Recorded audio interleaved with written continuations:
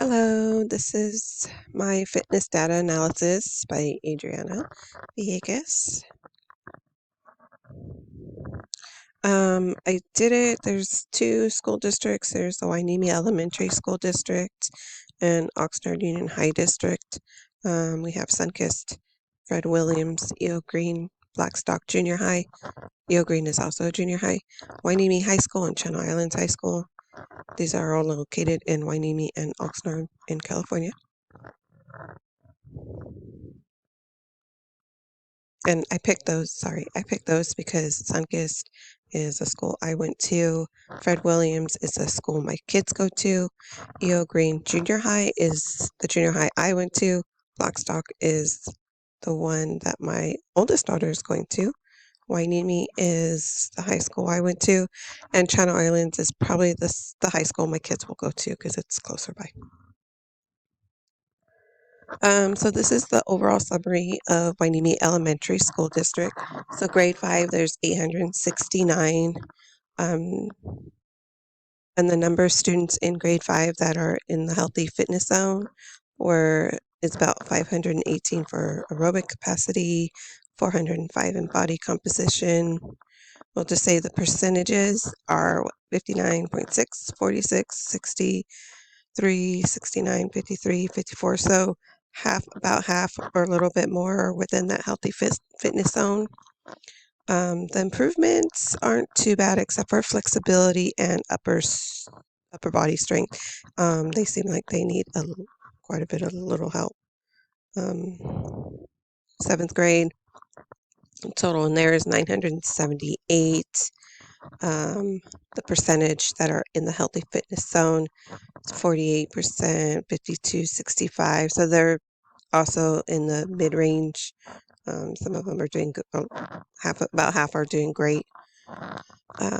As far as needing improvement, I've noticed that they all say NA for abdominal strength, trunk extension, strength, upper body, and flexibility as far as the health risk. Usually it's only in aerobic capacity and body composition. Let's see. Their percentages for 7th grade, it seems like it gets a little better compared to 5th grade. Now this is the summary report, Hueneme Elementary District for the females. We have 443 females within the school district. Let's see, percentage that are in the healthy fitness zone is 52, 49, 63, 73% in the trunk extension. So that's pretty good. And then the rest are about half, 50% at least. As far as improvement, I think most need improvement in the upper body strength. About 50% need improvement. Same with flexibility. The other ones, they're still a little high, but not extremely high, like 50%. And then 7th grade, let's see here. I get lost. 496 students. Healthy fitness zone. They're doing very well in flexibility, upper body strength. Their percentages are low except for abdominal strength and aerobic capacity. So their percentages are actually pretty low. This is the male summary report of Hueneme Elementary School District. 426 males in 5th grade, 482 in 7th grade. Within the percentage within the healthy fitness zone, 66. They did overall pretty well as well. 7th grade percentages are pretty well. It looked like the girls may have done better than the boys in a couple areas. Just saying. The two schools I chose were Sunkist Elementary. I chose that because I went there when I was little. My oldest daughter went there for a couple years, and my son went there for kindergarten. For Fred Williams, that's the other elementary school. I chose that because my 3 children also went there. So I think it was after 2nd grade. Well, after third grade, my daughter went there, and my son went there after kindergarten, and then now my little one is there in first grade. She went TK. So I like to compare the two schools.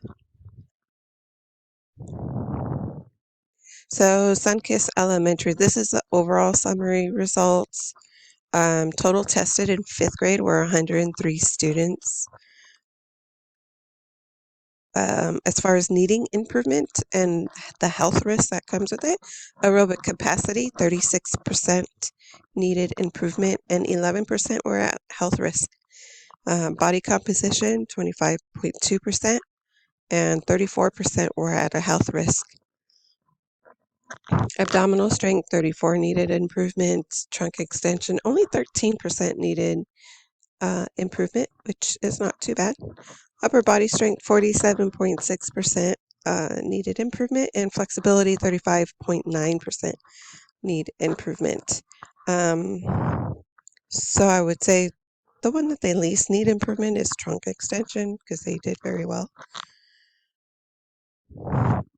And then now we have Williams Elementary. Total tested were 80 students of fifth grade. 30% needed improvement and 20% were at a health risk. These were based on 2018 and 2019. Body composition, 25%. Risk is the health risk was 38.8%.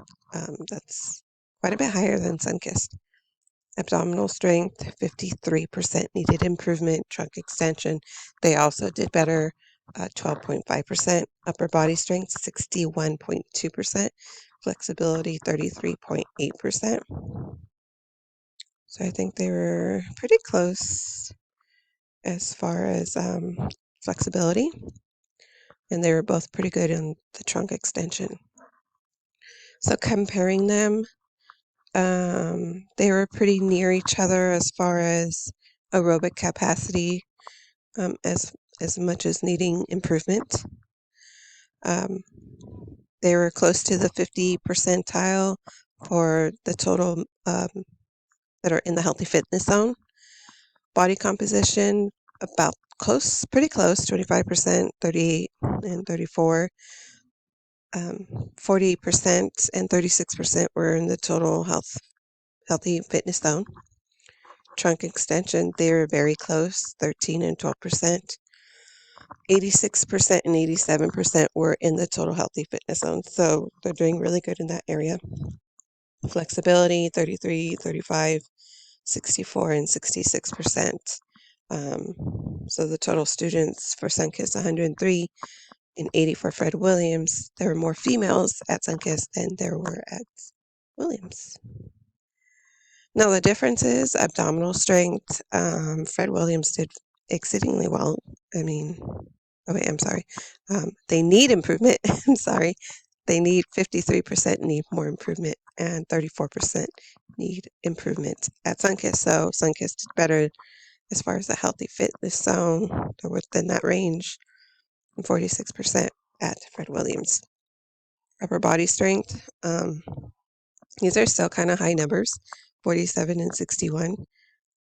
But it seems as though Sunkist may be doing better as far as physical activities and strengthening those muscles. Again, like I said, there's a big difference in total females and males, or females within the two schools. So that bumped up to how many students. My summary, so with my conclusion, it seems as though that there is about 50 to 85% of students that are in the healthy fitness zone. When it comes to needing improvement, there's still a good percentage that need help. And with that, one's lifestyle and their surroundings can affect the percentages. Genetics and also growth, how mature they are, can also make a difference. Like if your family eats, I mean, sometimes we go out for McDonald's. It's not all the time, but that can affect you. Those can affect the way you are, the way you participate. So if you have some students that don't have good nutrition, as I said, they could be lacking vitamins, which may affect their energy levels, and they might not do so well in the physical fitness test. There's my resource, and that's it. Thank you.